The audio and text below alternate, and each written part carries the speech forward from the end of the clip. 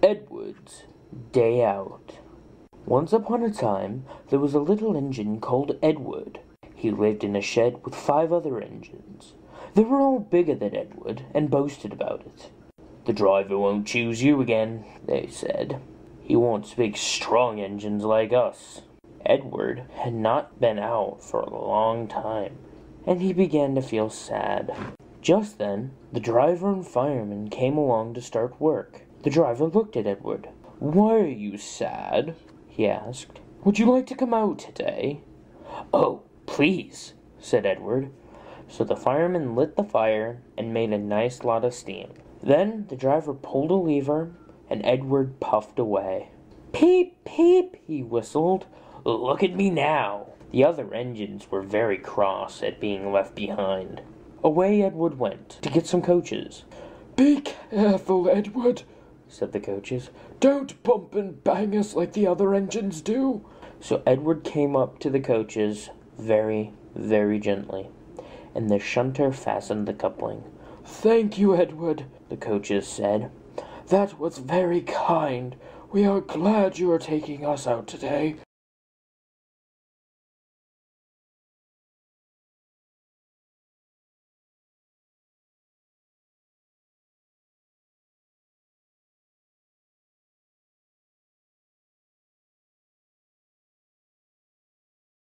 Then they went to the station where the people were waiting.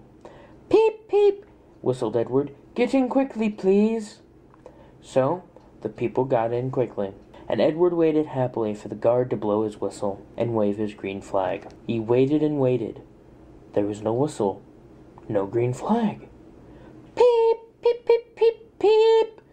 "Where is that guard?" Edward was getting anxious. The driver and fireman asked the station master, "Have you seen the guard?" "No," he said. Then they asked the porter, "Have you seen the guard?" Yes, last night," said the porter. Edward was getting cross. "Are we ever going to start?" he said. Just then a little boy shouted, "Here he comes!" And there was the guard, running down the hill with his flags in one hand and a sandwich in the other.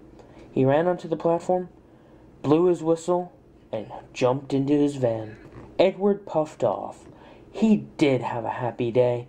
All the children ran to wave as he went past, and he met old friends at all the stations.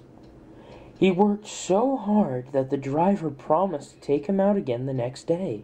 "I'm going out again tomorrow," he told the other engines in the shed that night. "What do you think of that?"